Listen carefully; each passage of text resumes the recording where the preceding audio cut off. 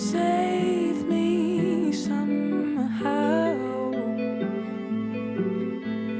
This is the only way out. It's so lonely now. Love is the only way down. Courage, save me somehow. This is the only way out.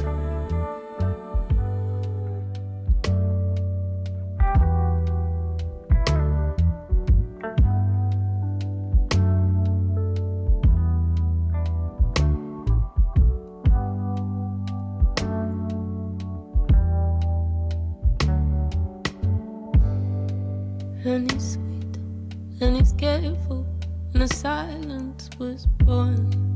And it crumbles so quickly and turns into noise. I can't bear it, it's distressing. The best thing for me is when he holds my hand. Hold my hand, I just need a minute to compose myself. Broke myself down, I'm not broken now. I just need a minute. Make me the same. Make me the one to change my ways. I don't wanna feel what I did yesterday. Make me the same.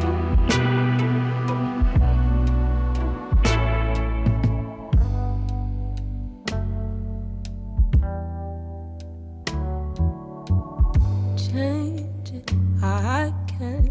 And time and time again, far as I dealt this hand,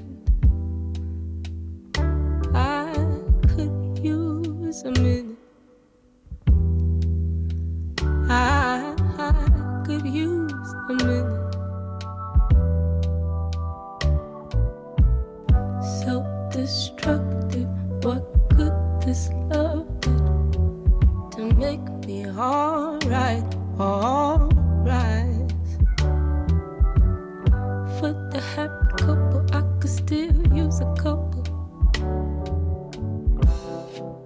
A minute. Make me the same. Make me the one to change my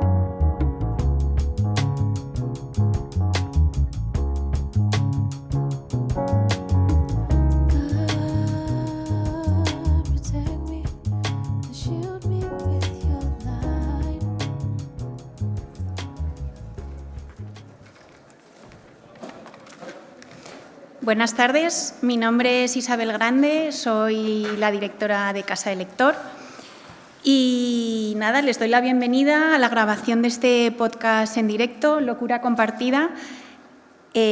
Nuestro capítulo de hoy se titula Cartografía mágica de los recuerdos heridos.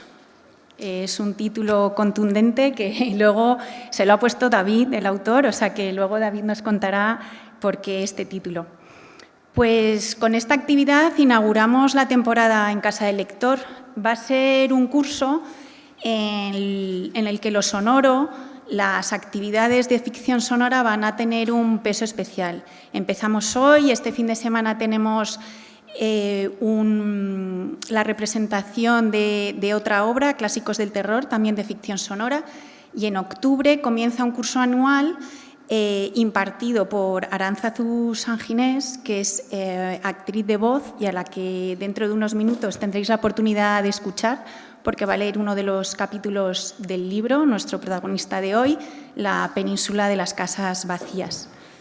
Bueno, si estáis aquí, me imagino que ya sabréis que esta novela es el gran éxito literario de la temporada.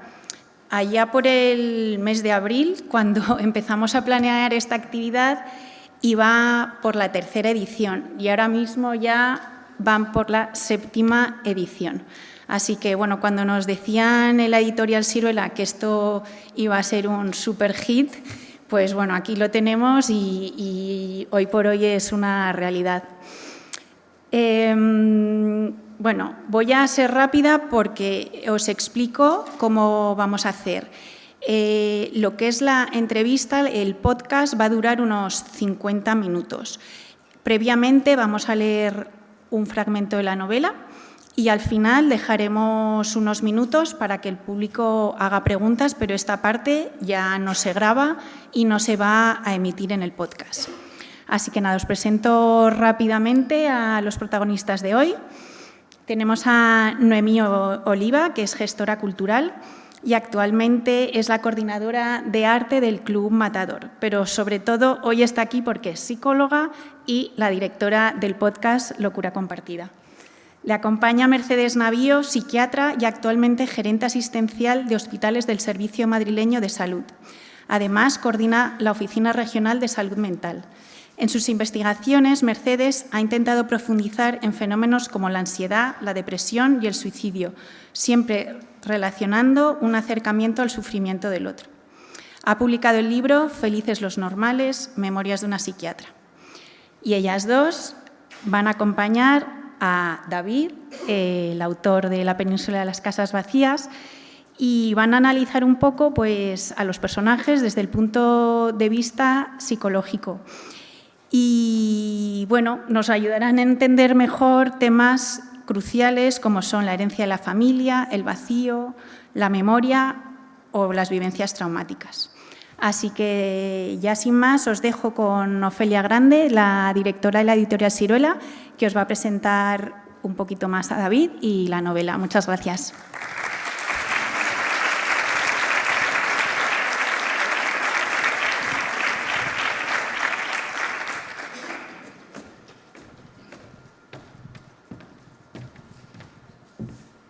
Hola, buenas tardes.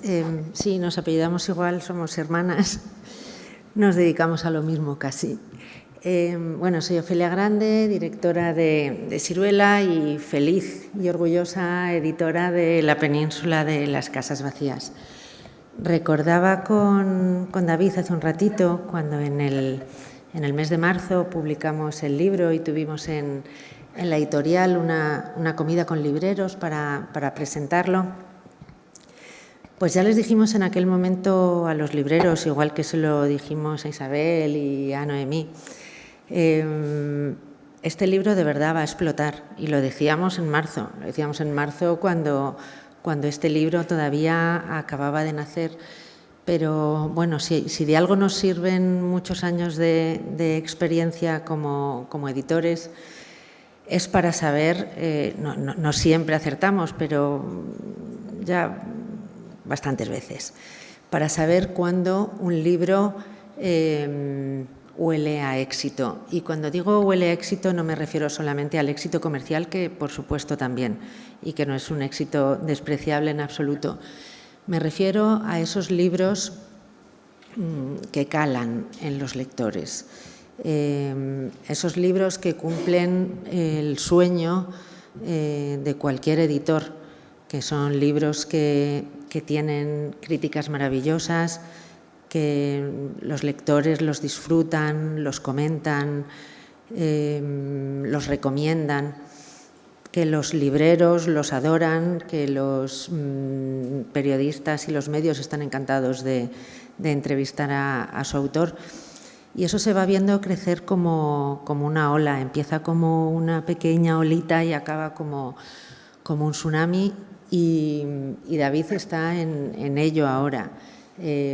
Yo creo que ni él ni nosotros éramos capaces de aventurar hace 6 o 7 meses pues que un libro de 700 páginas que cuenta la Guerra Civil Española en clave de realismo mágico fuera a ser el libro del año. Y cuando digo el libro del año creo que me estoy quedando corta, y puede ser uno de los libros más importantes que se hayan publicado en España pues en los primeros 25 años de este siglo.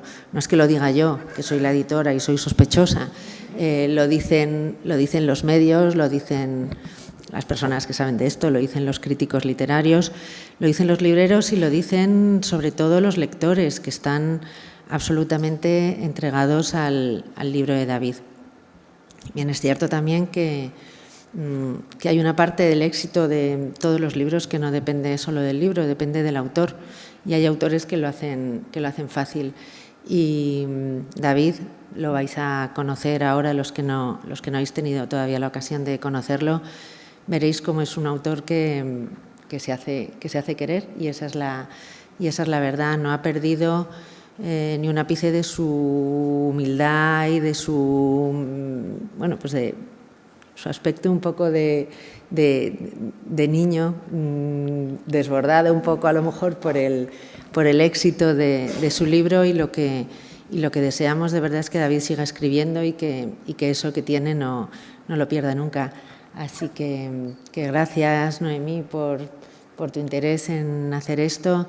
Cuando Noemí nos pidió a David, todavía no tenía el éxito que tiene ahora, aunque sabíamos que lo iba a tener. Si nos lo pidiera ahora sería difícil encontrarle un hueco, lo haríamos también, pero sería muy difícil encontrarle un hueco porque David ahora mismo ya no para de viajar. Así que, pues David, muchas gracias por haber confiado en nosotros, por haber dejado tu obra en nuestras manos, y sigue así, escribiendo y siendo como eres. Muchas gracias a todos.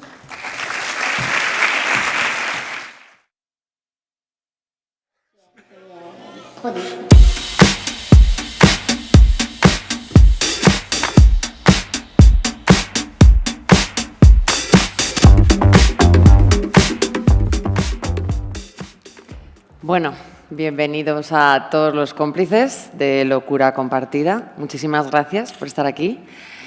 Yo quiero dar también las gracias primero a la directora de la Casa del Lector por insistir en traer esta locura aquí y a Ofelia porque junto con Elena Palacios me introdujeron, repito e insisto, el fenómeno literario que, como bien dice Ofelia, no diría que fuera solo de esta temporada.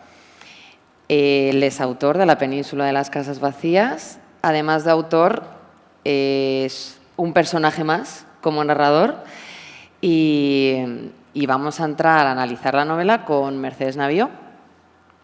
Como ya os ha comentado Isabel, ella es psiquiatra y además de gerente asistencial de hospitales del Servicio Madrileño y coordinadora de la Oficina Regional de Salud Mental, sus investigaciones han estado en torno a la ansiedad y la depresión. Está muy enfocada en el estudio del sufrimiento, entonces no podía encontrar un perfil mejor para este análisis. Es una tradición, la primera pregunta del podcast. Me gustaría saber con qué personaje de ficción en general os identificáis. Puede ser con La península también, ¿Del libro o en general? Como quieras. Yo creo que del libro con José, porque tiene, bueno, al personaje que le puse mi personalidad, mi físico, la voz que yo escucho cuando lo leo ahora, es mi voz propia también, y creo que la actitud que él tiene en la historia es la que yo también habría tenido durante el conflicto, creo. Entonces, sí, yo creo que en realidad soy José, sí. No lo había hecho yo esa asociación, pero sí. Sí. Además tiene un novio fantástico, que es lo que yo deseo, entonces... Sí. ¿Y tú, Mercedes? Pues yo en la novela a mí me conquista Odisto y luego quizá tengamos ocasión de profundizar en esa conquista y en general la verdad es que me venían muchos personajes varones y he hecho un esfuerzo y bueno, finalmente me decido por Elena Graco, la amiga estupenda, Elena Ferrante, la narradora de esa novela, ¿no? Pero me cuesta, elegir uno solo, me cuesta. Suele pasar que la gente tiene problemas para escoger, pero lo veo. Para entrar un poco y sintonizar con el universo de Jándula, tenemos a la actriz Arantzazu Sanginés, que nos va a leer un fragmento que ha seleccionado David, que concretamente es el capítulo 48, perdón. Así que, por favor.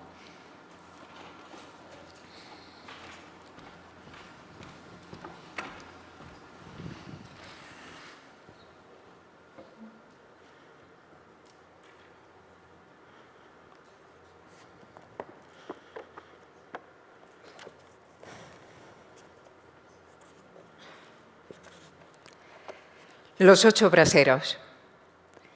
Cuando Odisto llegó a casa de su hermano, descubrió que efectivamente su sobrino no tenía buen aspecto. Yacía en la cama boca arriba, con los ojos cerrados y el cuerpo rígido, respirando muy fuerte por la nariz. Odisto apreció que la decoración del cuarto había cambiado. El matrimonio había clavado en el muro, detrás del testero, miles de imágenes religiosas, la mayoría de la Virgen de Tiscar, esperando recibir la advocación de la talla. En total, casi 300 estampitas rodeaban a Víctor. Era costumbre en los pueblos regalar estampas de la patrona, de los santos y de Jesucristo, y nunca deshacerse de ellas, pues rajarlas, perderlas o tirarlas daba mala suerte. Si por alguna circunstancia la persona quería desprenderse de ellas, la única forma de hacerlo era quemándolas. La misma superstición tenían con la ropa de los difuntos. No podían tirarla, pero tampoco volver a usarla. Solo el fuego podía hacer desaparecer las prendas que robaban espacio en los arcones. La ropa del pequeño Víctor pronto sería pasto del fuego. El médico del pueblo, Fernando el Soleduque, estaba más preocupado por la salud de los padres que por la de Víctor, por quien sabía que poco más se podía hacer. Felipe, Crisanta, mucho me temo que vuestro hijo no va a despertar. Su consciencia se ha apagado del todo. He visto esto muchas veces, sobre todo en los ancianos. Entiendo que queráis esperar para ver si despierta, pero os aseguro, con todo mi pesar, que no lo hará y que está sufriendo. Prueba de ello su respiración. Sin embargo, lo que más me preocupa no es su estado, sino el vuestro. Temo que si no lográis subir un poco el ánimo, encontréis un final parecido al de vuestro hijo. Fernando, díganos cómo podemos ahorrarle el sufrimiento a nuestro pequeño. Tomás Moro, hace varios siglos, escribió que los moribundos hay que tratarlos desde la misericordia, llevándolos a la muerte si sufren demasiado. Así es como obro yo. ¿Cómo podemos hacer que descanse en paz? Díganos las opciones.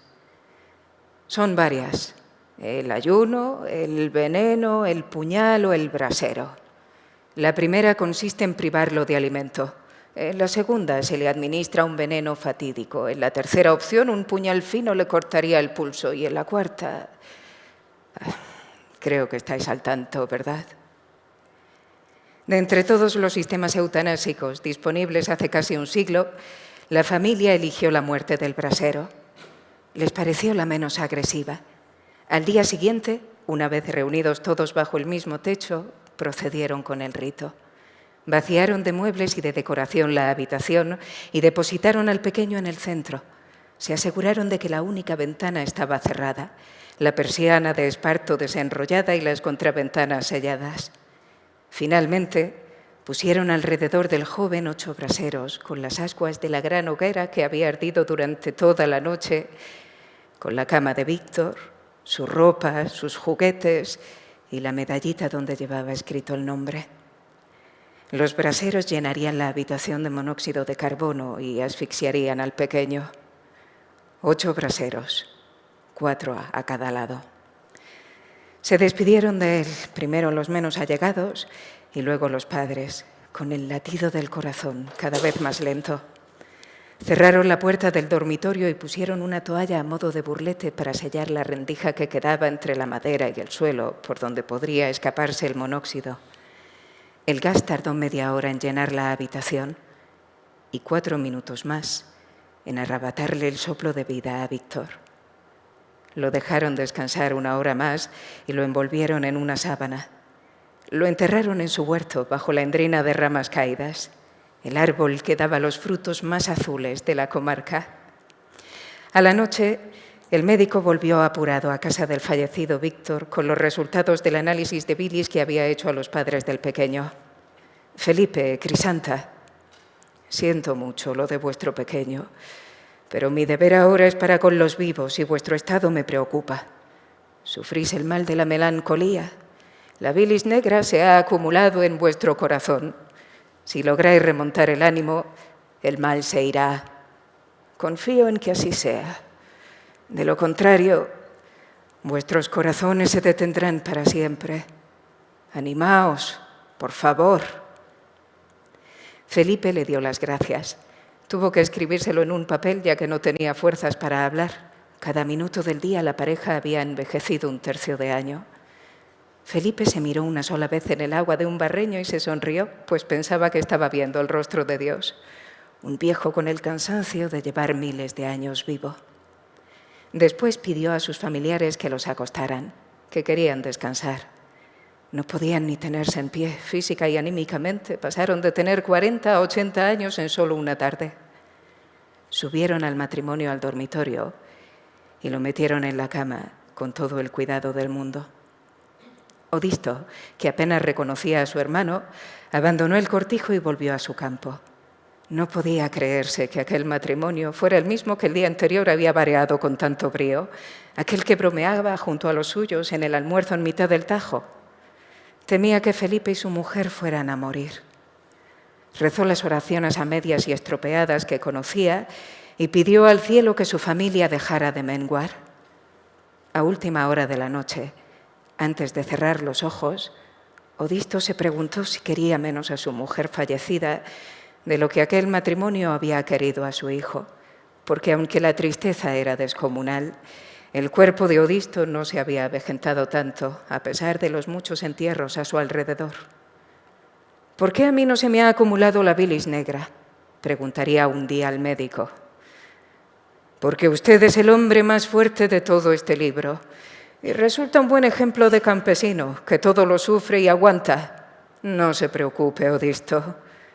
Ya le llegará la hora en la que se consuma.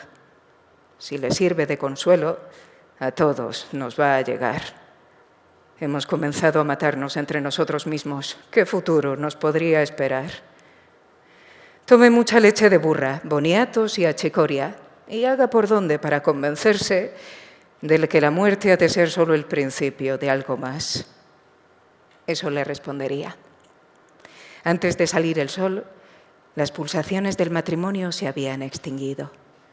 En el momento exacto en el que se apagó el corazón de Felipe, un pinchazo agudo brotó en los corazones de sus 3 hermanos. Odisto, durmiente en un cortijo. Trine, rezando para que apareciera su hija Manola. Y Ángel, de camino al Alcázar, a ese Alcázar de Toledo, hacia donde me dirijo ahora mismo como narrador.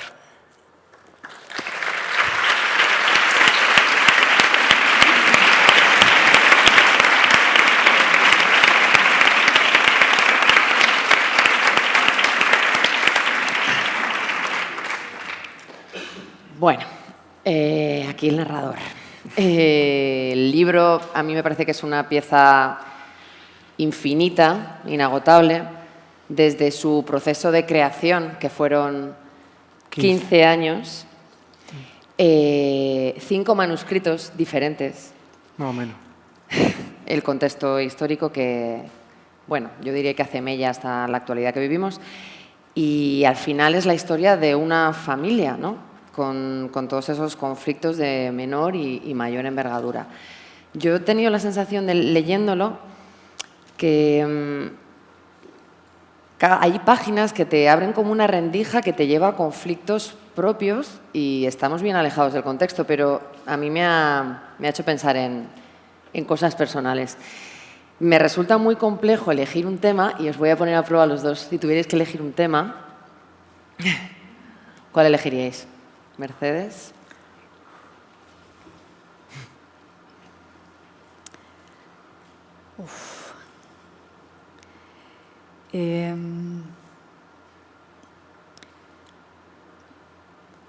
Es una novela que tiene mucha vida,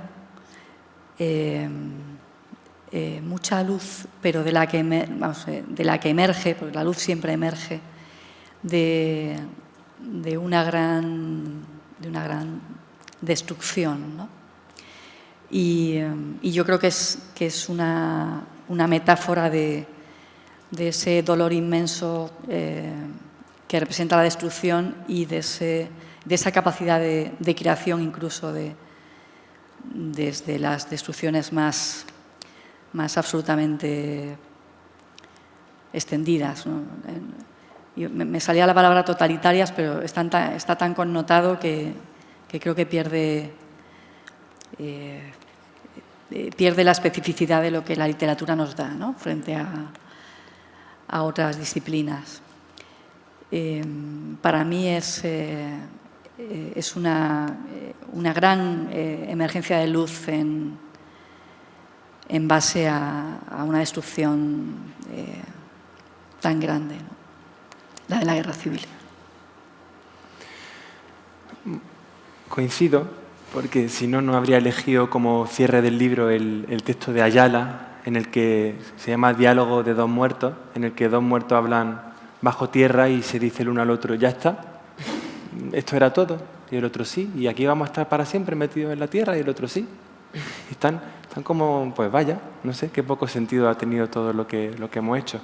Y es un texto como muy existencialista, que sí que el último texto es muy simbólico y lo pensé mucho, si poner uno con más esperanza o menos, pero quería dejar esa mella en el lector, que supiera que realmente es una barbaridad lo de una guerra civil, que a veces nos la imaginamos como si fuera una película y nos metemos en diversos roles o en ideologías, pero en realidad si uno se para a pensarlo, es súper desagradable, es caótico. Y bueno, creo que podría ser uno de los temas del libro. Si bien, por hacer un poco de balanza, yo creo que una parte que a mí me gusta del libro es el viaje. Es decir, es como intenté que fuera como un billete de viaje por toda la península, por todas nuestras costumbres, un viaje antropológico y también visual y geográfico, porque como novela total tiene muchas partes, como muy poliédrica. Y bueno, yo destacaría esa parte de viaje. Está bien. Me parecía como coherente ir desmenuzando a nivel psicológico de menos a más.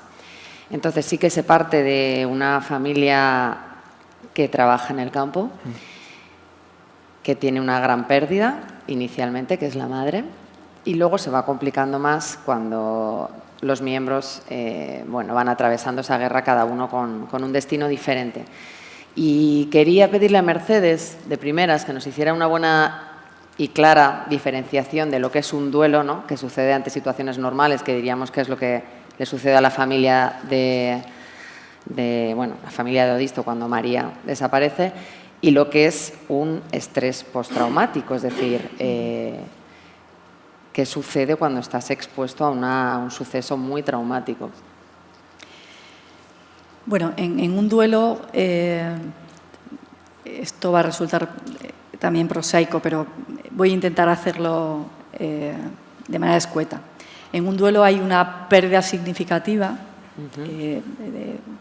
de un vínculo significativo que habitualmente pasa por una serie de fases no necesariamente consecutivas, en las que van alternando pues desde la negación de la pérdida, el enfado, la negociación con la realidad en la resistencia a esa pérdida y finalmente hay una aceptación de la realidad de un mundo en el que esa pérdida es ya definitivamente irreversible. En un duelo hay tristeza,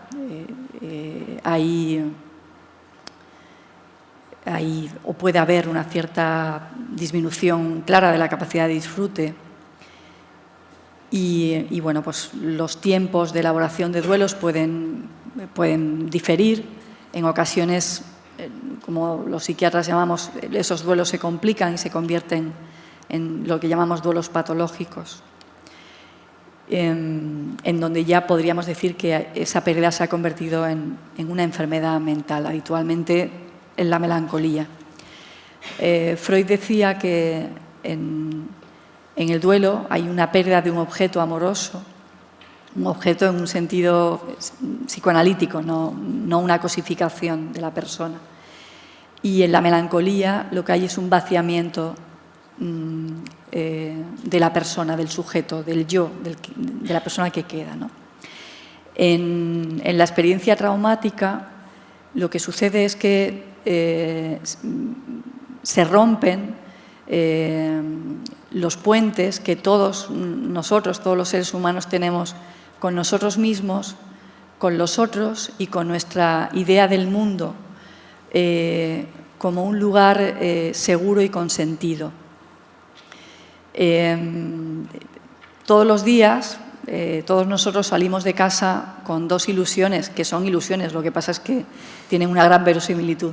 Una de ellas es la ilusión de omnipotencia, de que podemos con todo, y otra de ellas o de la invulnerabilidad, y otra de ellas tiene que ver con el hecho de que el mundo es un lugar seguro y con unas ciertas garantías de que hay un orden de justicia, ¿no? Luego, en fin, esto es discutible, pero para que podamos entender qué es lo que se rompe en una experiencia traumática. Y las formas de manifestarse esa experiencia traumática en estrés postraumático pues pasan por los conocidos flashbacks, las dificultades para el olvido, pero también para la memoria. Se congela el tiempo en el estrés postraumático y suceden experiencias como son lo que llamamos las 3Ds, el dolor, la desesperanza y la desconexión. Quizá la desconexión sea uno de los elementos más específicos de la experiencia traumática. Hay una gran desconexión, y termino como empecé, con la relación que uno tiene con uno mismo, con cuál es el relato que se cuenta de su vida y de su entorno, con el otro como prójimo que no te va a agredir, y el mundo como un lugar seguro en el que todos tenemos cabida y podemos sentirnos como pertenecientes. Claro, estaba pensando que iba a definirlo como una desestructuración, pero es una destrucción, ¿no? Volviendo al tema elegido.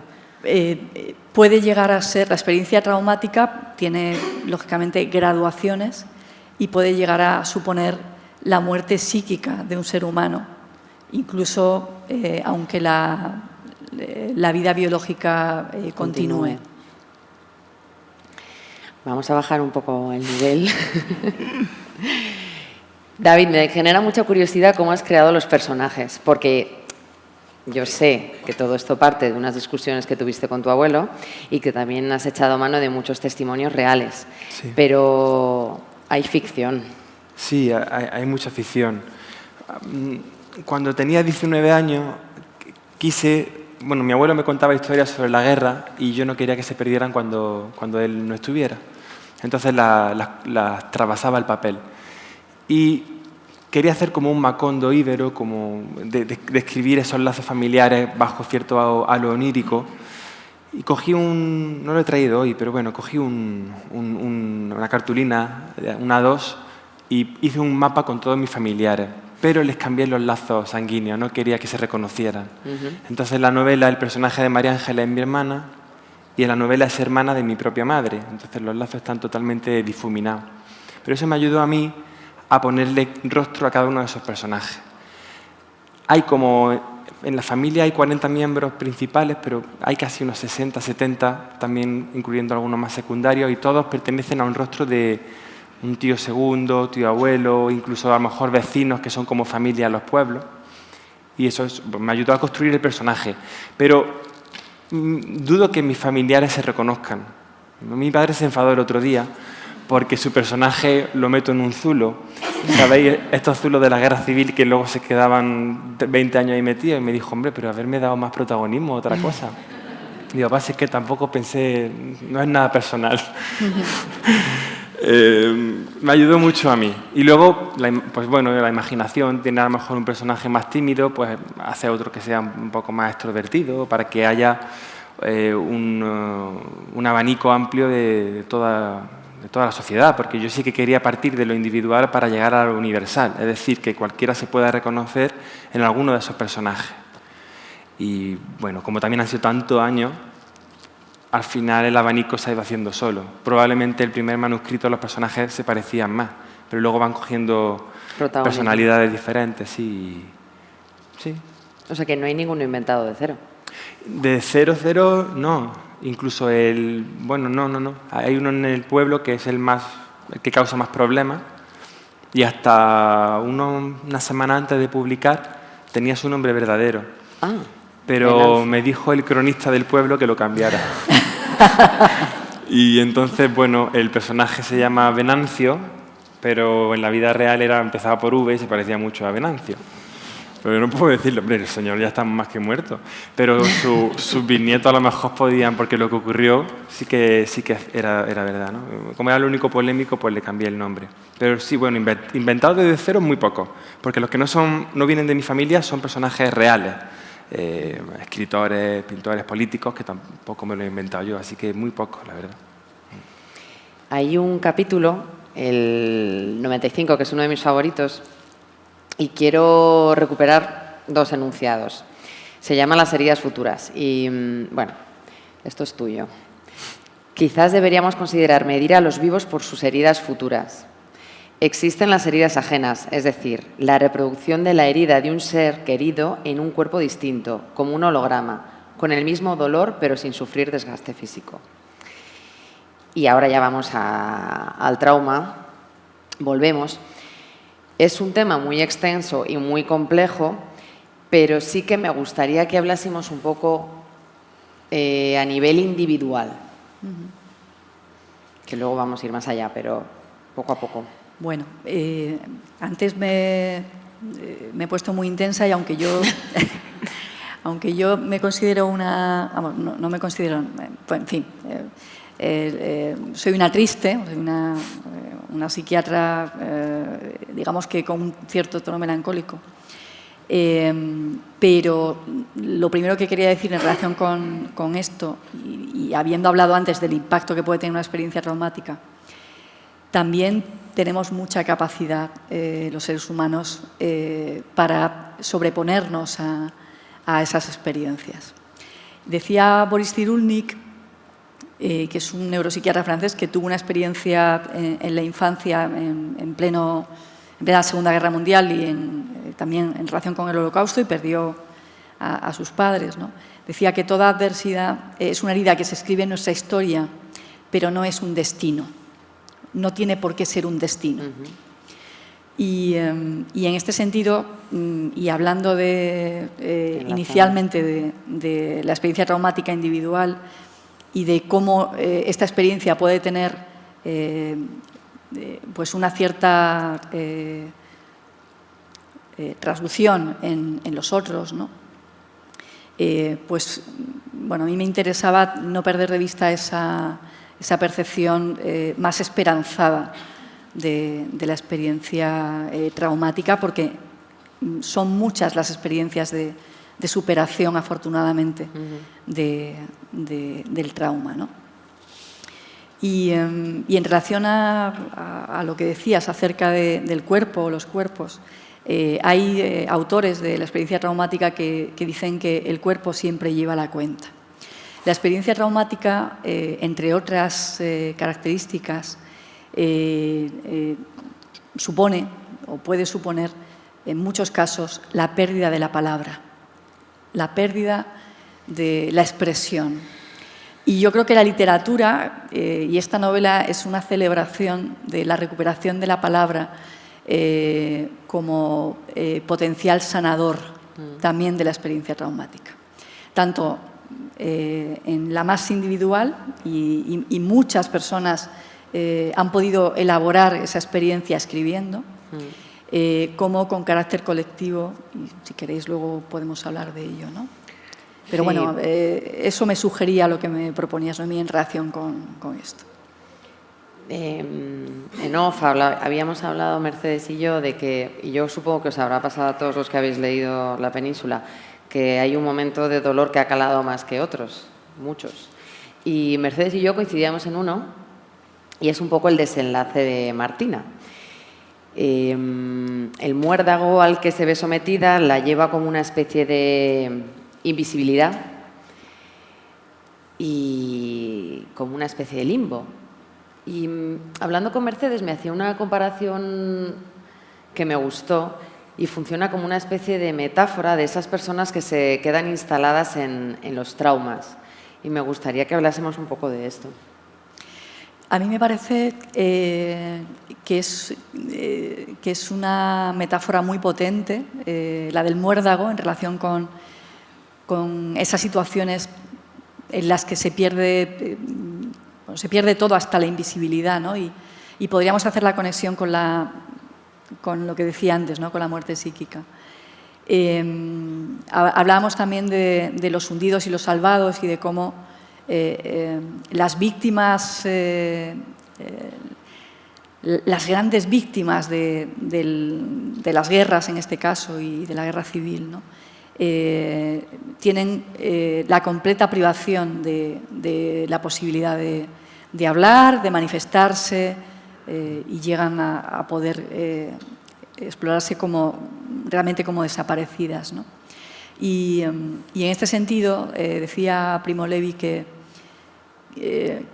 podríamos llamarlas las segundas víctimas, ¿no? Los testigos tienen la obligación moral de dar testimonio, de no callar, ¿no? Y también en este sentido, pues todo ello me evocaba el personaje de Martina y una experiencia traumática que yo creo que es probablemente de las más intensas que se describen en la novela, y creo que no es casualidad que nosotras dos mujeres hayamos experimentado particularmente como trágica esta experiencia, lo cual no quiere decir que, por supuesto, que no pueda, en fin, vivirse en su dimensión enorme por cualquiera de los lectores, ¿no? Es curioso porque voy a retomar este concepto que has dicho antes de el trauma no como destino, porque yo te he escuchado comentar algo que no esperaba, y es que cuando tú has empezado a investigar para tu escritura, te has encontrado con que a la gente en realidad le apetecía hablar. Ibas con una idea de que iba a ser a lo mejor un poco inaccesible, ¿no?, el contacto, y ha sido todo lo contrario. Con aquellas personas que tenían ya cierta edad, mayores de 90 años, por ejemplo, 80, 90, incluso 100, hablaban sin ningún problema. Bueno, con mucho dolor, con lágrimas en los ojos, pero sí que hablaban. Lo que más me costó fue hablar con gente de 40, 50 años. Fueron los que más puertas me cerraron. Por ejemplo, hay un pequeño lugar de memoria histórica en el Congreso de la Cultura que hay en Palacio de Congresos que hay en Badajoz, donde estaba antes la antigua Plaza de Toros, y ese lugar de memoria está bajo tierra, está en una planta baja, y no me dejaron pasar ni el segurata ni luego el encargado, pero vino un tercer encargado que ya sí que quiso, ¿no? Sin embargo, bueno, eso que vi un poco más de distancia en generaciones más próximas a la mía. Lo que sí que vi, que aquellos testimonios que recabé de personas rozando ya la centena, lloraban. O sea, son imágenes, hay también testimonios en YouTube sobre combatientes de la batalla del Ebro, un vídeo muy bonito en el que juntan a combatientes de bandos diferentes y empiezan a temblar y a llorar, ¿no? 70 años después de... Ahora 85, pero quizás los vídeos eran 70 o 75 años después de que sufrieran ese trauma, pero todavía conocí a una niña que estuvo en la desbandada. Ella se acordaba solo de ruido de bomba y de correr y tal, pero también vino a la Feria del Libro y se puso a llorar. Una mujer que sobrevivió a Guernica también me comentó, me transmitió el trauma en llanto. Un hombre en la plaza de la Catedral de Badajoz también me contaba lo que había visto su padre en la Plaza de Toros, ¿no? Él también llorando, y eso me conmovió, porque después de tantísimos años uno espera que a lo mejor sea menor el llanto, ¿no? Y sí, era muy visible. Y de estos momentos de dolor que vivimos durante la lectura, ¿hay alguno que te hayas planteado, alguno que hayas quitado, algún personaje que no haya querido, no te ha permitido dejarlo morir? Hay un capítulo, el de las madres vascas, que me emocionó muchísimo y al repasarlo en una de estas relecturas del libro me recuerdo llorando. Es complicado llorar con el texto que uno mismo escribe. A mí nunca me pasa, ni me río ni lloro con él. Pero con esta escena sí, el otro día recordándosela a un amigo, se me pusieron los vellos de punta recordándolo. Eran las madres vascas que casi etiquetaban a su hijo y lo montaban en barcos después de que tomaran Bilbao, para montarlo en barcos que lo llevaban a países afines a la República, y sabían que probablemente no lo iban a ver nunca más, porque sabían, más o menos intuían cómo iba a acabar la guerra, y fue lo que pasó, que muchos hijos no volvieron a ver a sus madres. Y hay fotos de las madres despidiéndose de los hijos. No sé, a mí yo dije, ¿cómo plasmo yo esto en el papel? Porque yo quiero que ese desasosiego lo sienta el lector, y se me ocurría que yo creo que es lo que... O más que eso, ¿qué habría hecho yo si fuera una madre en ese momento? Entonces describo como que las madres besan a los niños muchísimas veces. A mí me pasaba cuando me despedía de algún ligue con el que yo tenía algún romance y lo quería mucho, al despedirlo como que le daba muchos besos, ¿no? Hay gente que da solo uno, yo como los desgasto casi.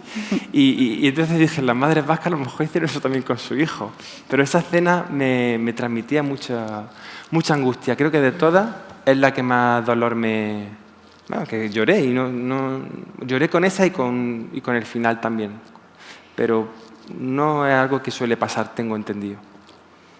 Y recogiendo un poco la estela de lo del muérdago, y claro, vamos a hablar de realismo mágico, que me parece que a mí me ha acercado mucho más a la historia.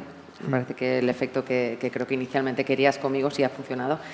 Me gustaría saber cuánto tiempo has dedicado a la investigación, porque muchas veces se parte de mitos, leyendas o incluso más costumbrismo andaluz, ¿no? No lo sé. No sé cuánto tiempo he estado escribiendo ni investigando, porque han sido desde que empecé 15 años. Hace 13 años ya registré el primer manuscrito, que tenía unas 500 páginas. Hace 10, 800. Luego lo limé, 600. Luego... Entonces, no sé cuánto tiempo ha sido. Lo que sí que recuerdo claramente, por ejemplo, fue el año de investigación gracias a la beca Leonardo, que fue un año completo sin parar de viajar. Yo no tenía piso. Durante ese año solamente iba con la furgoneta de mi amiga y fui a todos aquellos lugares a los que van los personajes. Y en esos lugares yo intentaba sentir un poco pues, lo que sintieron las víctimas de la guerra, ¿no? Eso es como el trabajo de campo, ¿no? Más que investigar, que también lo he hecho, en el Archivo de Salamanca o en la Biblioteca Nacional o en el Museo del Ejército en Toledo. Lo que más me ha enseñado a mí ha sido viajar e ir a esos lugares donde ocurrieron cosas importantes, sentarme y pensar cómo también el ambiente y el alrededor pudo afectar a la víctima en ese momento, si queda algo de esa angustia ahí o no, no sé. Me fui a la Bocana de Alicante, me senté en la Bocana y me puse música como de bombardeo y yo quería sentirlo mucho, en las desbandadas me tumbé en el camino, en el suelo, es decir, intenté hacer como un trabajo de campo más realista, no sé. Experiencial. Sí, exactamente, para ayudarme. Y creo que fue lo más productivo de todo. Menos mal que no la publiqué antes de ese viaje, porque fue, no sé, sería otra cosa. Un tema que no habéis dicho a destacar, que yo sí voy a destacar, es la identidad. Y bueno, voy a partir de una cita que tú colocas en el libro de Lorca. Soy español integral y me sería imposible vivir fuera de mis límites geográficos, pero odio al español pero odio al que es español por ser español nada más. Entonces, Mercedes, tengo dos cosas que preguntarte. Por un lado, ¿cómo es esa creencia, motivación, o sea, esa representación que te mueve de una forma poderosa a elegir un lugar en el que te va a llevar a la más absoluta catástrofe? En el caso a mí me viene a la cabeza otro de los superpersonajes que es Paulo, ¿no? Él decide voluntariamente ese lugar.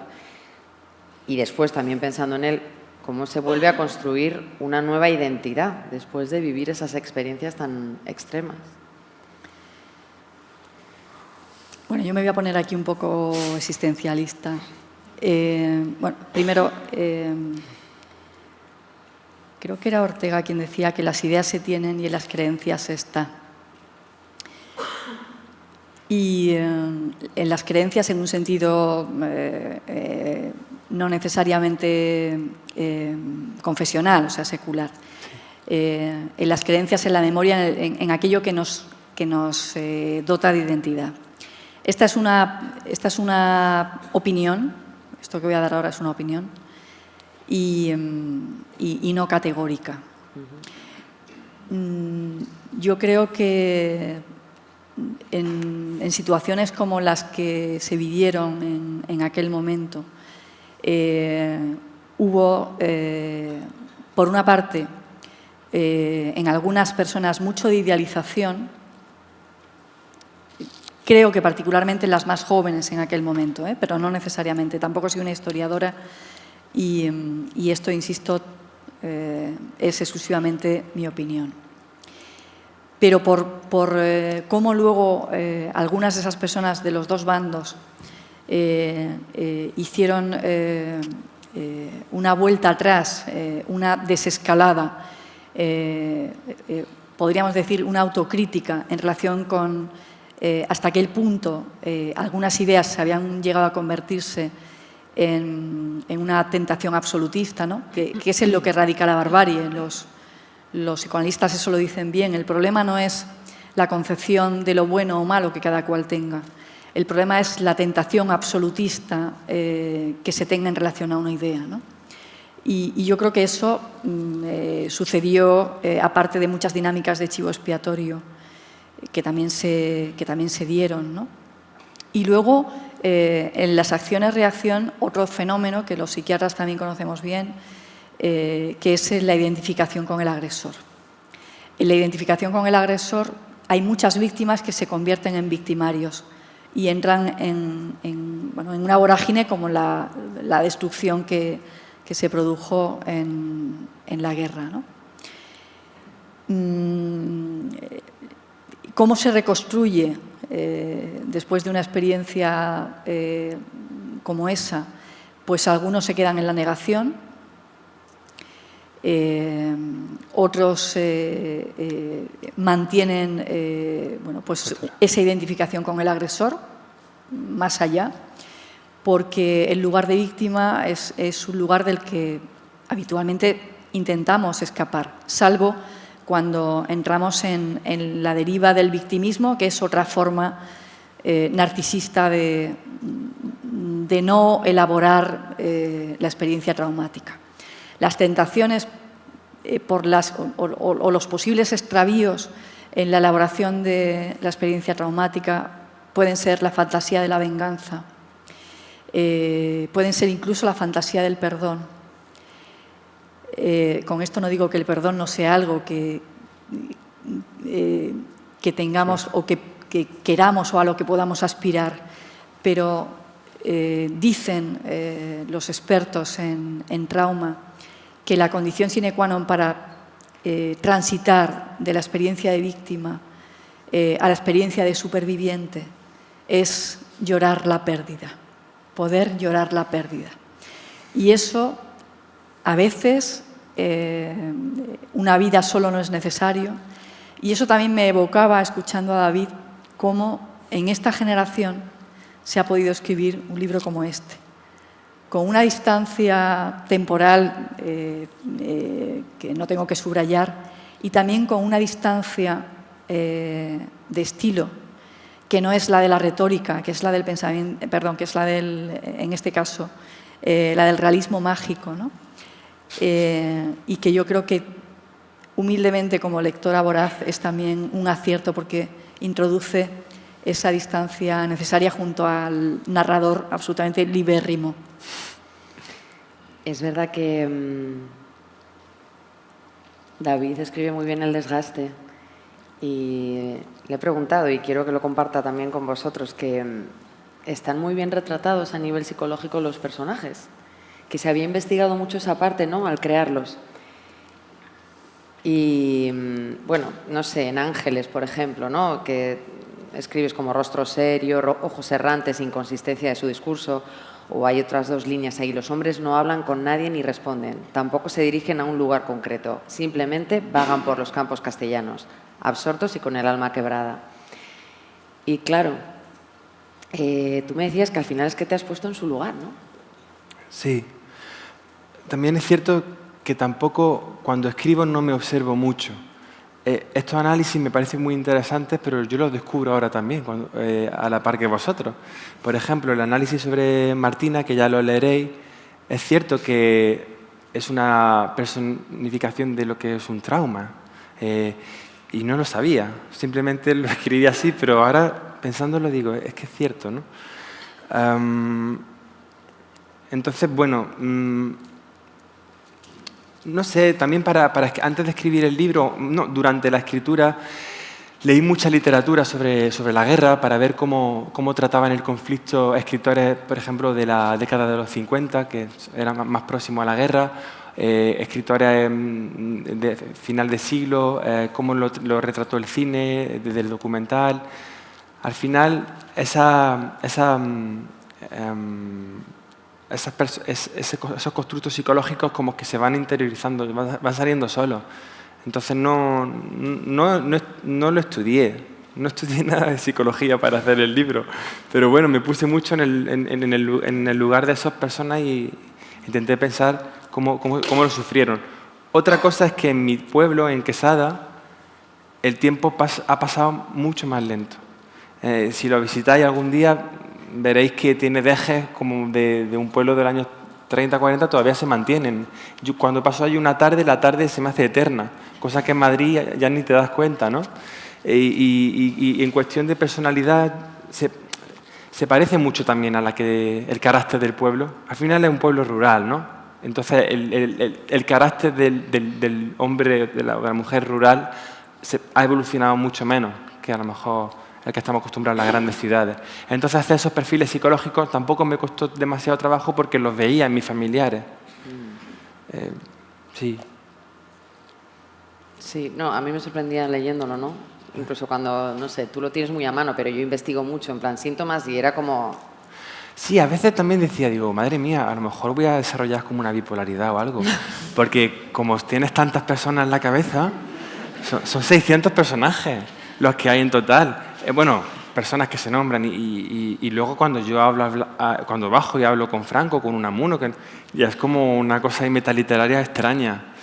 pero por ahora no se ha manifestado ninguno fuera del momento creativo. A lo mejor también lo he pensado, digo, ¿te imaginas cuando sea mayor, que mi abuela tuvo Alzheimer, yo tengo Alzheimer, y empiezo a hablar con mis personajes o empiezan ellos a hablarme? Que todo es posible porque los tengo muy interiorizados, son 15 años viviendo con ellos. Entonces, ya os contaré. Está muy contrastado el hecho de que existe, y ya lo avanzaba Mercedes, un trauma transgeneracional. Y bueno, es un fenómeno muy estudiado, incluso a nivel epigenético, es decir, en cómo los factores ambientales, como es un trauma, pueden influir en la propia expresión de los genes. Es curioso. No sé si tú tienes algún estudio que quieras, no sé, me pareció...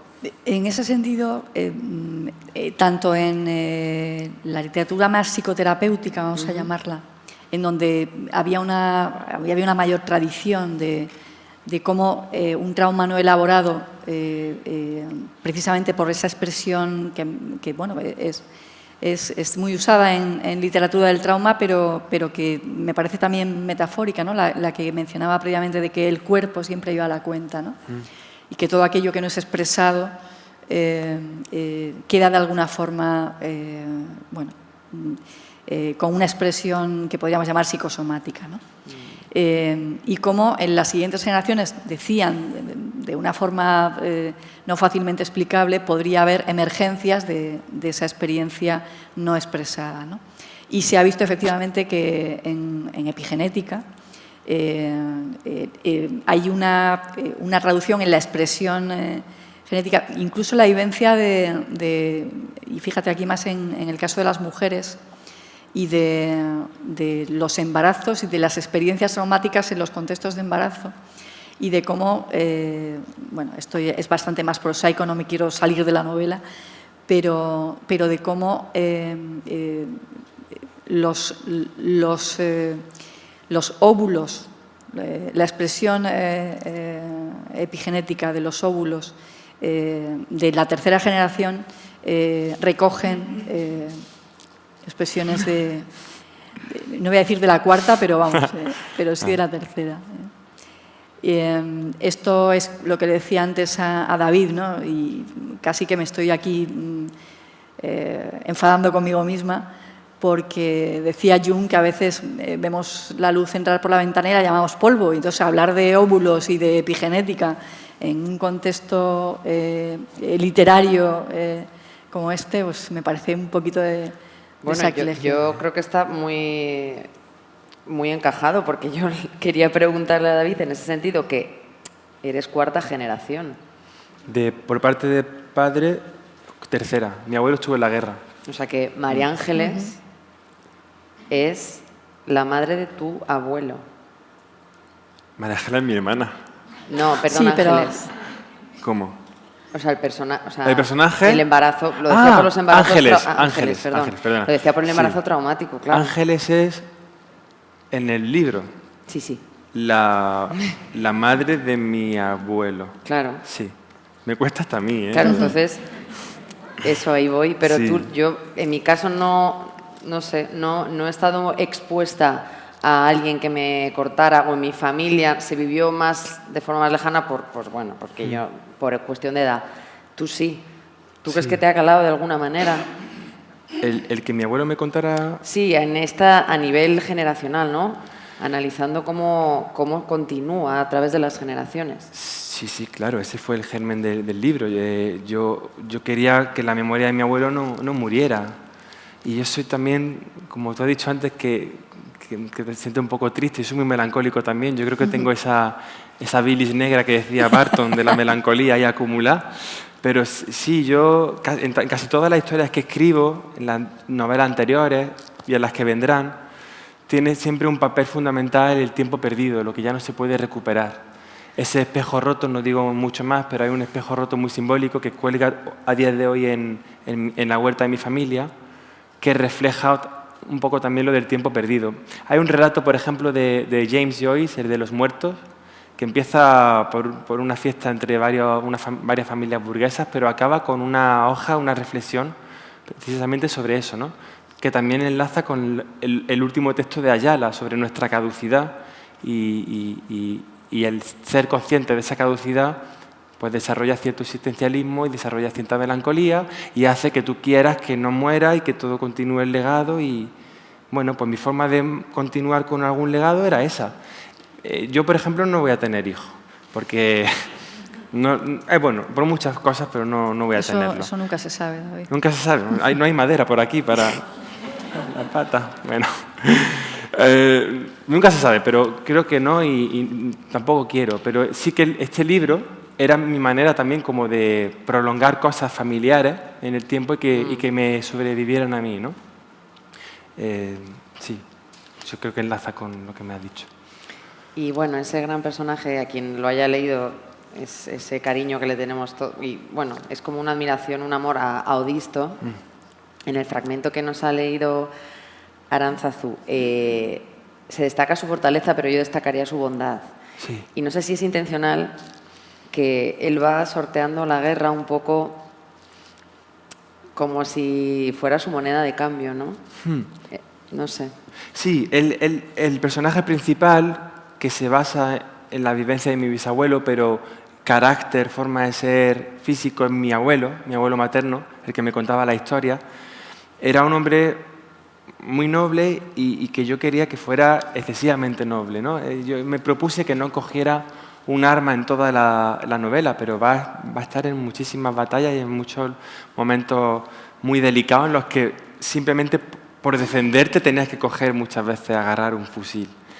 Pero yo quería demostrar que también existen personajes que sufren la guerra sin ser militantes, todos somos políticos, pero sin ser militante político, y que se debe al campo y no quiere entrar en la violencia que implica la guerra.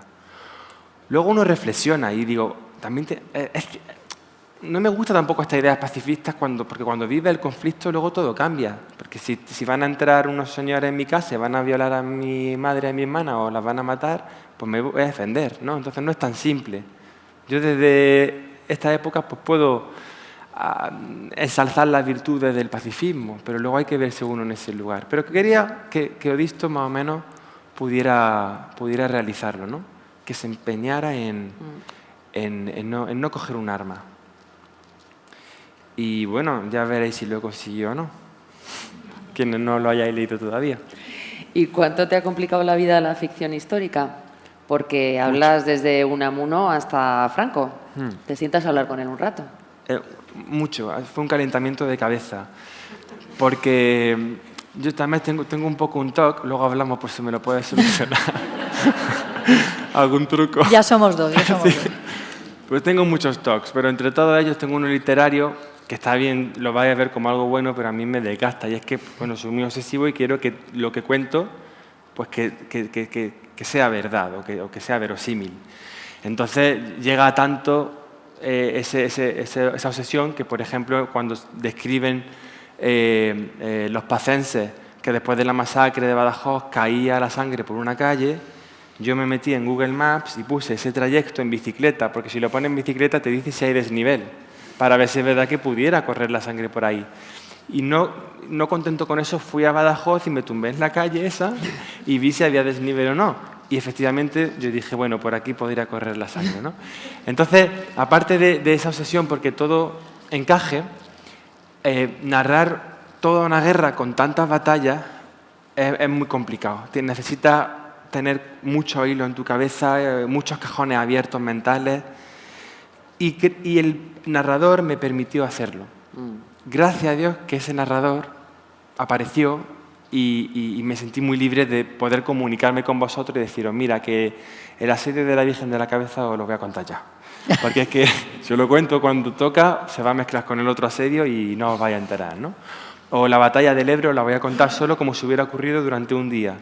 La primera parte de la mañana, la tarde y luego al final la noche. O la muerte de las 13 rosas, quiero que ese trauma también, o esa imagen a la posguerra, traerla antes porque beneficia y enriquece la lectura. Entonces el narrador me permitió hacer todo eso, pero de verdad fue un calentamiento, fue horrible. La última vez ya que me puse a reescribirlo, yo vivía en París y me mudaba con mi ex a los Alpes, que lo he contado en varias ocasiones. Entonces yo siempre cogía un muro y lo empapelaba con notas. Y construí el muro en París, pero no le hice caso, no escribí nada. Y entonces mi ex me dijo, ¿qué haces? Tú me habías dicho que eras escritor.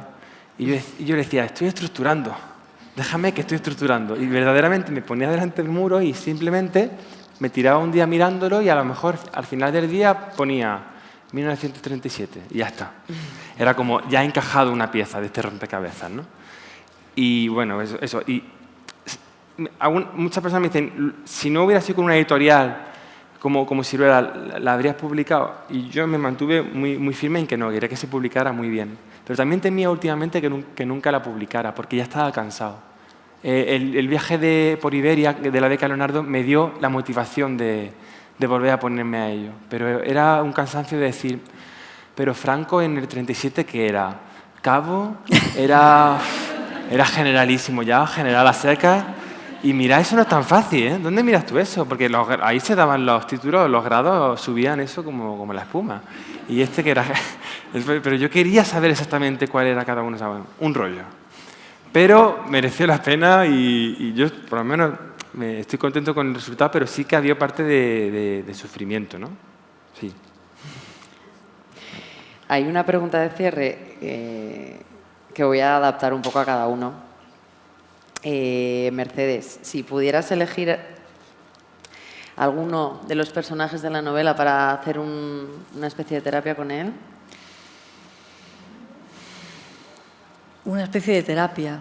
Sí, una especie de...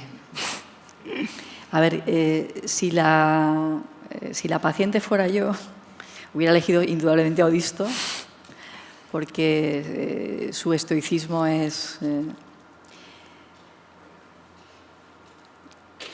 A mí me hubiera gustado poder acompañar a Martina. ¿Poder acompañar a Martina? Ya. Poderla habido acompañar. Ojalá hubiera podido. Ojalá lo hubiera podido rescatar. Los mismos siguen en la huerta. Hombre, yo creo que puede ser, bastante por edad. Posible. Y ya sabemos que puede estar allí. Bueno, estamos hablando de... Si viene viene a Quesada, ya te llevo al sitio ese. Y bueno, otra complicada. Si pudieras salvar algún personaje, alguno de estos que hayas sentido que te ha sacrificado en acabar con él.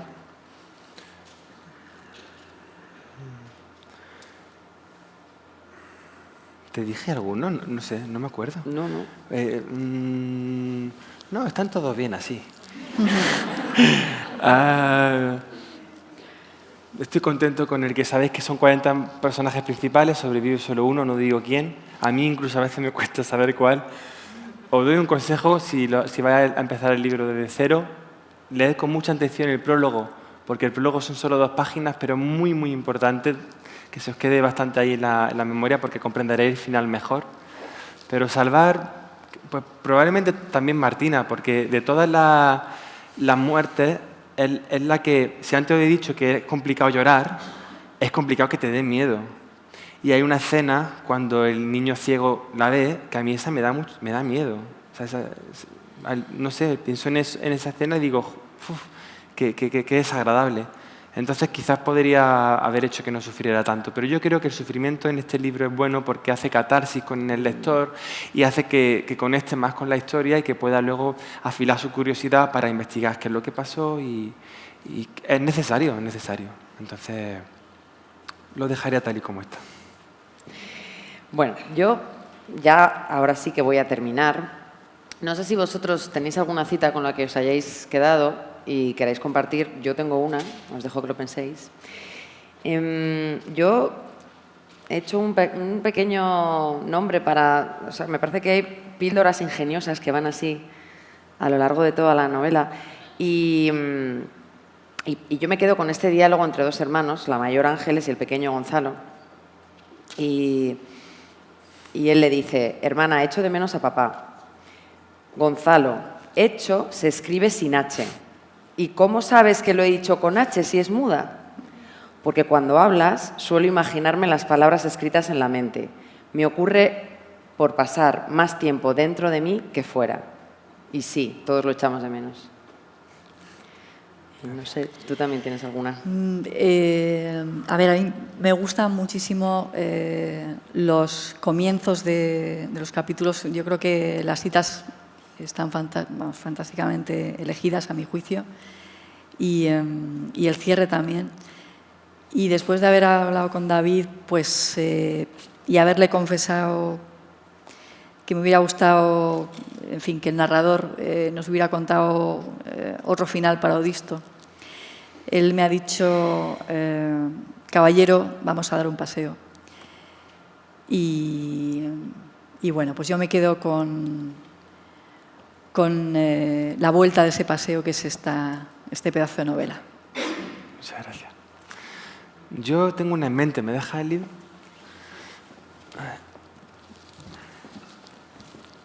Y es uno de los últimos versos que escribió Miguel Hernández en su libro La nana de la cebolla.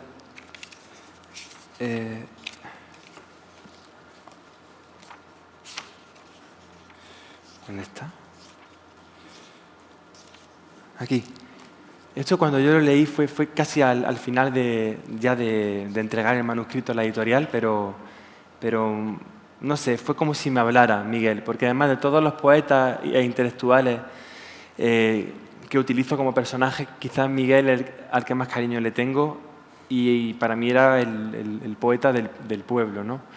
Y también por la cercanía, porque su mujer era de Jándula, era de Quesada, porque Jaén tiene el archivo de Miguel Hernández con todos sus textos manuscritos, en la Diputación de Jaén y en el Museo de Quesada también hay una parte dedicada a él, entonces siempre lo he tenido muy próximo.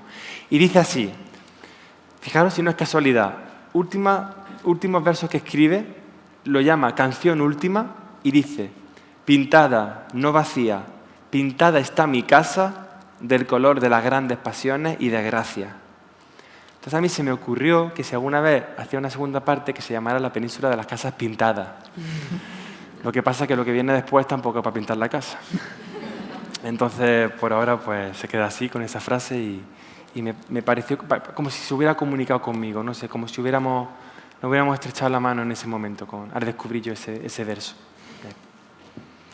Pues muchas gracias. Gracias, hermano.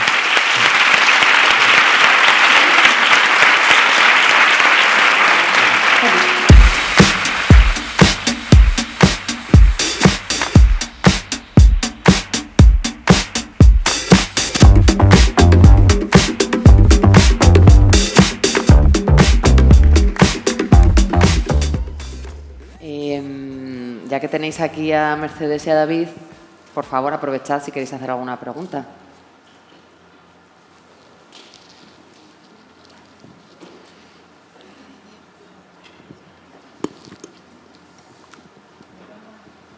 Hola. Sí. Una dedicatoria en extremis, un segundo. ¿Cómo te llamas? María del Campo. Mi padre es de Jena. Ah, sí, paisano, casi. María del Campo.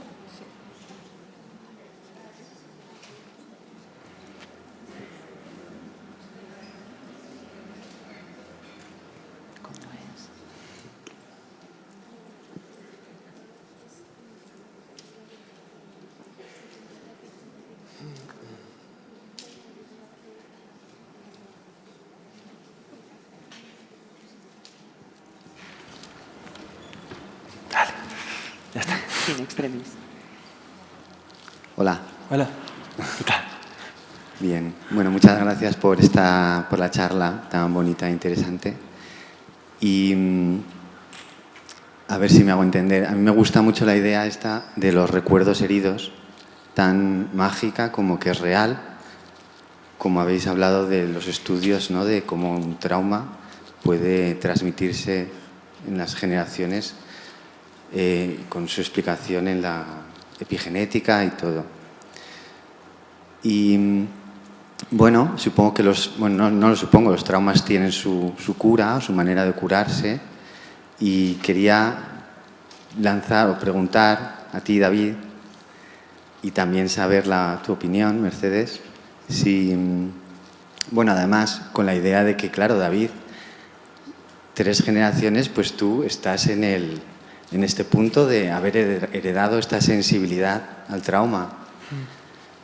Entonces, hablando de la cura, ¿es tu libro una cura también? ¿Y cómo lo puedes ver tú, Mercedes, esto? Estaba pensando precisamente en eso, que mi abuelo paterno, el que fue a la guerra, vino asqueado, fue con el bando republicano, pero vino asqueado por los dos bandos porque vio escenas bueno, lo que ocurre en una guerra, cuando no hay ley y hay muchas venganzas y quizás de ahí también viene ese poco posicionamiento político que tengo en general, que soy poco militante, porque mi abuelo vino que no quería saber nada más que del campo. Lo describo en el personaje que va de Jaén a Córdoba, lo que él vivió allí. A lo mejor hereditario, puede ser, por eso no quiero tener hijos, porque no le quiero dar la carga a mis nietos. ¿Y la otra pregunta? No, solo había una. No, la cura, ¿no? La cura, sí, una cura. Bueno. Pues me han escrito muchos lectores diciéndome, sobre todo de generaciones posteriores, que conocían que sus padres o sus abuelos habían sufrido tal episodio, pero que no habían podido recabar el testimonio oral y que mi libro le había facilitado el imaginárselo. Entonces, claro, yo creo que eso sí que puede servir. Es como si, pues eso, si yo pierdo a un abuelo en la batalla del Ebro y de repente pues leo un capítulo sobre esa batalla, ¿no? Y como se trata casi todos los episodios más atroces, el exilio, venganza en los pueblos, entonces yo creo que puede ejercer de espejo a ciertas personas, por supuesto, sobre todo de generaciones posteriores, que el trauma lo sufrían sus padres o sus abuelos con poca diferencia de edad. Mi generación ya menos, pero puede ser, yo creo que sí, estoy seguro de que sí. ¿Y para ti? A mí, no, porque lo que me he enfrentado, yo no conocía antes la guerra, entonces ha sido abrir una puerta y descubrir los horrores. A mí no me ha ayudado, la verdad. Estoy más triste que antes. Sí, ya tengo necesidad de escribir algo más... Ojo, que como decía, hay mucha luz también, porque al final la otra moneda es el querer sobrevivir, ¿no? Y anteponerte a esas situaciones. Pero las partes más grotescas yo las resumo en una descripción en realismo mágico, pero el que se la traga con datos, pelos y señales y descripciones demasiado realistas, pues es el escritor. Y bueno, no sé hasta qué punto me ha curado a mí algo. Me ha enseñado a saber cómo somos y a saber cómo podemos ser y hacia dónde podemos ir y no quisiéramos ir hacia ahí. Entonces me ha hecho más consciente, por ejemplo. Y eso es bueno.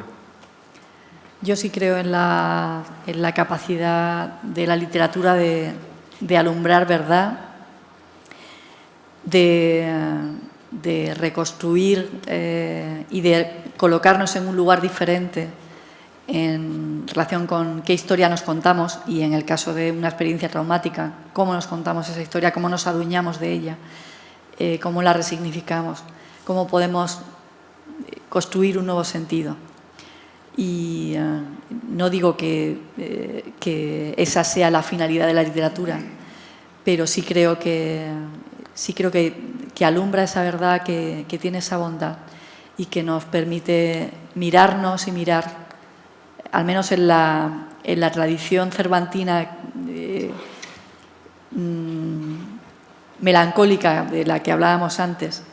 Yo sí creo que sí que alumbra esa verdad y sí que traslada esa visión compasiva de los demás y de nosotros mismos. Y yo creo que el narrador, además de libérrimo, tiene una mirada compasiva, cervantina,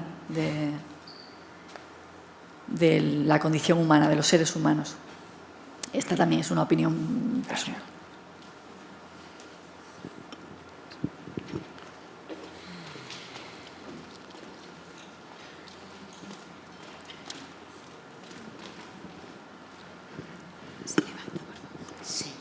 A ver si me puedo explicar bien, porque va para los dos. Yo estudié psicología, entonces me ha interesado mucho todo esto Y entonces, desde el punto de vista de los recuerdos heridos y haciendo un salto ahora, ¿qué clase de terapia supone esto para una persona aislada y que sé que de tantos grupos aislados y que necesitan inclusión? Esto de la inteligencia artificial y que puede estar sustituida por un robot que está ya más avanzada en Estados Unidos, pero que aquí se empieza a tantear, incluso ya con la recogida masiva de datos, que saben la pobre anciana cuando toma café y le responde el robot, o si va a misa. ¿Y qué clase de alivio puede ser esto? Porque es que yo lo veo tan artificial. ¿Qué clase de alivio puede ser la inteligencia artificial? Sí, en las personas aisladas, grupos, personas mayores que están sustituyendo como un robot con la compañía, que saben todo, tienen todos los datos. Esto para un alivio o terapia en esas personas. A ver, sin desmerecer las aplicaciones que pueda tener la inteligencia artificial en diferentes ámbitos, yo creo que lo que nos salva a todos es establecer vínculos significativos entre nosotros.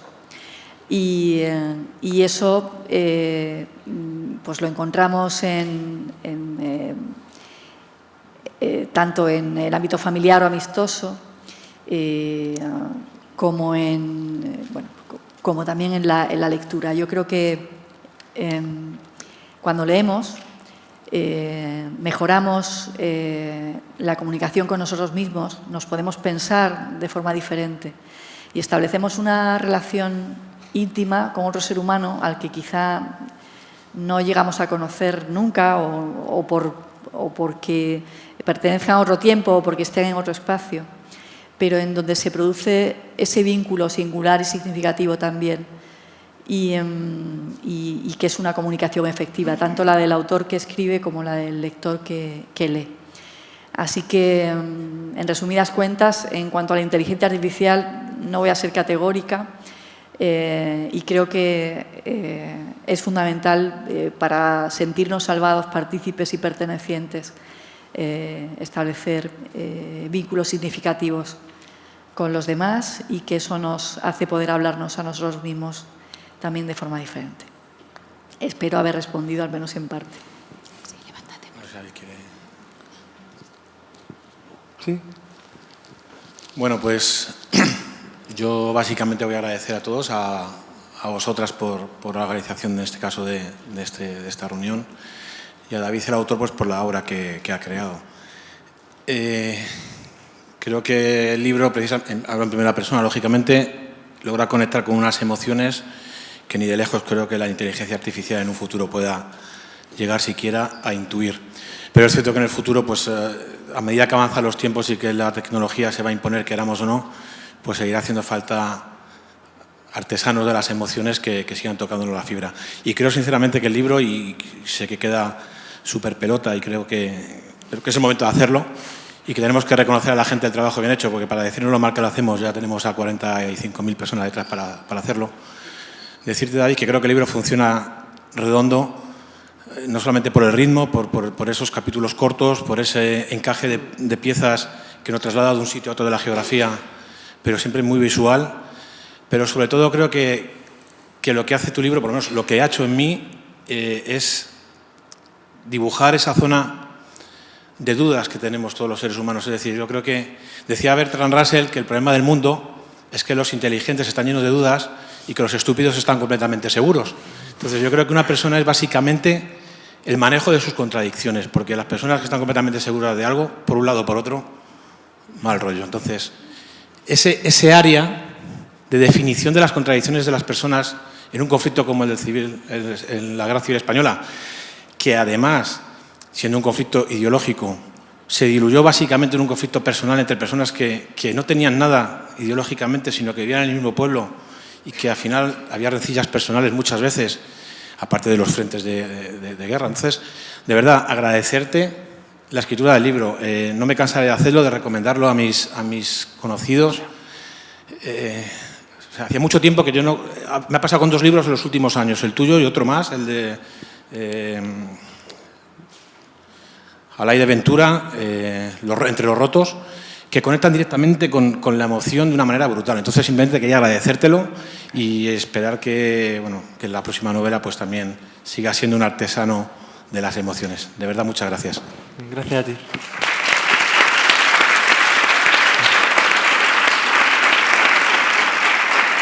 Bueno, pues con esto nos despedimos. Muchas gracias por asistir a esta locura compartida. Seguro que traemos más capítulos en directo a Casa del Lector. Así que nada, muchas gracias. Ahora David va a firmar libros solo un ratito, o sea que os pido a todos que tampoco le entretengáis mucho para que todos puedan irse con el libro firmado, ¿vale? Los que quieran que le firmen, por favor, que empiecen a hacer la cola por aquí y ahora preparamos el escenario. Muchas gracias a todos.